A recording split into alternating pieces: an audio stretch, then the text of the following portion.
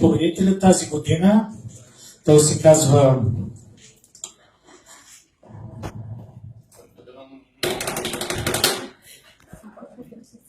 Living Reef Towers.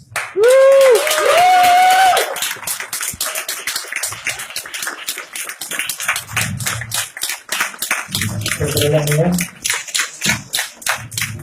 Това е един чуден проект, който ни хвърли в страхотни размисли и дискусии, защото непрекъснато си задавахме въпроса, наистина ли е толкова уникален, колкото изглежда?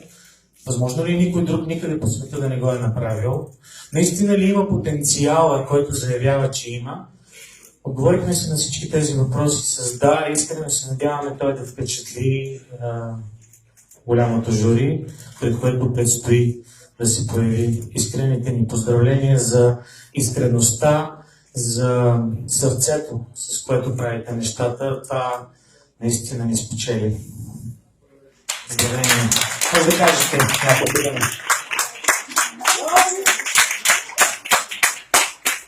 Благодаря. Това е невероятна чест за нас. Да ви кажа, че не се вълнувам, ще излъжа. Естествено, че емоциите в момента са взели връх. Но, дами и господа, мили хора, жители на тази последна синя планета, всички ние всъщност сме част от проблема и проблемът е загиването на океаните и моретата. С нашите неустойчиви практики, така да го наречем възможно най-меко, успяхме да съсипаме почти 72% от нашата планета и това е нашите океани и морета.